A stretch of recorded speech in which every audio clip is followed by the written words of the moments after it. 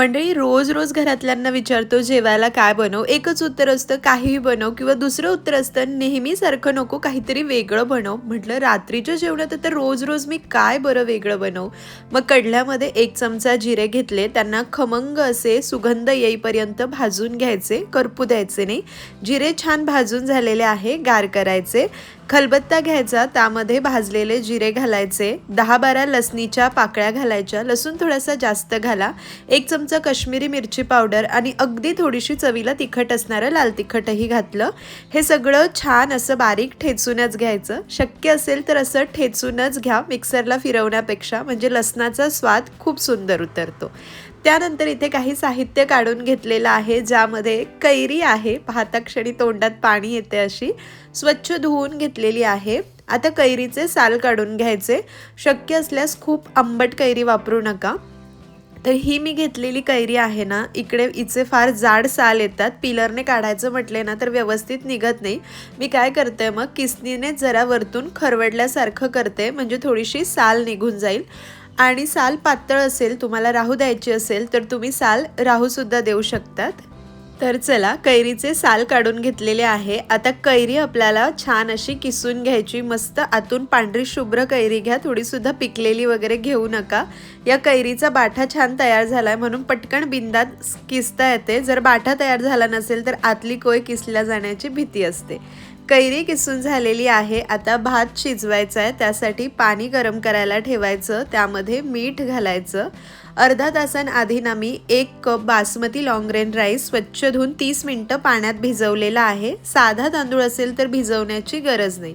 पाण्याला उकळी आली, त्यामध्ये भिजलेला तांदूळ घालायचा आहे. याला आपण उकडून घेणार आहोत. तुम्ही ना शिळा भात इथे वापरला तरीही चालेल. छान एकजीव करू आणि मोठ्या आचेवर 8 ते 9 मिनिटं शिजवायचं आहे. पूर्ण 100% हा भात शिजवून घ्यायचा आहे. तर इथे भात छान शिजलेला आहे संपूर्ण, म्हणजे अगदी मॅश होईल असं नाही, पण 100% शिजलाय. गॅस बंद करून चाळणीवर काढूया आणि पटकन गार व्हायला ठेवूया. आता कढईमध्ये फोडणी करण्यासाठी तेल घेतलं. तेल गरम झालं, मोहरी घालायची. मोहरी छान तडतडली की मी 3-4 चमचे शेंगदाणे घेतलेले आहे. शेंगदाणे साल तडकेपर्यंत चांगले असे यामध्ये तळून घ्यायचे. शेंगदाणे या कैरी राईसमध्ये खूप मस्त लागतात. असा हलका आंबटसर कैरीचा भात खाताना जेव्हा शेंगदाणा दाताखाली येतो ना, खूप छान वाटतं. शेंगदाण्यांची साल तडकली. 2 हिरव्या मिरच्या उभ्या चिरून घेतल्या, ज्या की खूप तिखट नाही आहे. आणि भरपूर असा कढीपत्ता घालायचा. कढीपत्त्याचा स्वाद खूप सुंदर लागतो. खमंग अशी फोडणी होऊ द्यायची. फोडणी खमंग झाली तरच हा कैरीचा भात किंवा कैरी राईस खूप सुंदर लागतो. छान अशी खमंग फोडणी झाली, त्यानंतर ठेचून घेतलेलं लाल तिखट, जिरे आणि लसूण घालायचा. त्यासोबत अगदी 2 चिमूट हळद घालायची. हळद घातली की लाल तिखटाचा रंग अजून छान खुलून येतो. आपण यामध्ये जे जिरं भाजून घातलंय ना, त्यामुळे चव खूप रुचकर आणि खमंग लागते. कमी गॅस करून ही फोडणी छान अशी परतून घ्यायची. लसूण परतला जायला हवा, कच्चा राहायला नको. थोडीशी कोथिंबीर घालू, म्हणजे तेलाचं तापमान कमी होईल आणि जे लाल तिखट आहे ते करपलं जाणार नाही आणि लसूणसुद्धा व्यवस्थित परतला जाईल. छान असं मिनिटभर कमी आचेवर परतलं, त्यानंतर किसून घेतलेली कैरी घालायची. 1 कप तांदळासाठी 1 लहान आकाराची कैरी पुरेशी होते. खूप आंबट घेऊ नका, नाहीतर मग तुम्हाला खायला मजा येणार नाही. भात खूपच आंबट लागेल आणि तुम्हाला आंबट खायला आवडत असेल तर मग काहीच हरकत नाही. कैरी घालून सुद्धा मिनिटभर परतलं. आता थोडंसं मीठ घालूया. भात शिजवताना पण थोडं मीठ घातलंय, थोडंसं फोडणीत घालू.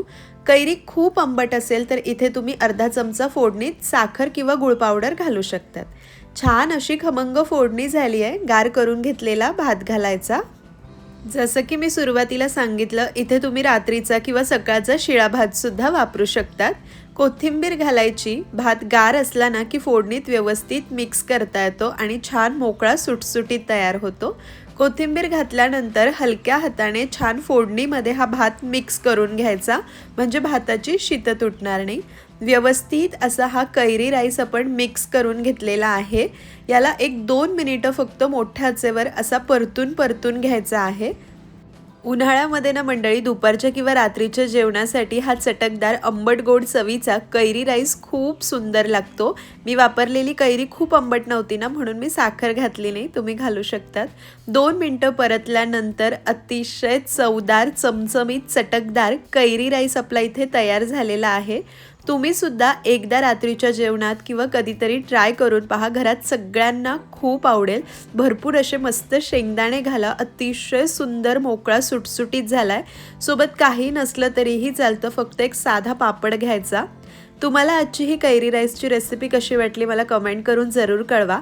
तुम्ही ट्राय करतात का किंवा याआधी केलाय का ते सुद्धा सांगा, आपण ट्राय करून पाहूया. इतका मस्त झाला होता ना, आता सुद्धा तोंडात पाणी येतंय, इतकं सुंदर झालेला होता. जरूर ट्राय करा रेसिपीला. लाईक शेअर, चॅनलवर नवीन असाल तर सबस्क्राईब पटकन करून घ्या.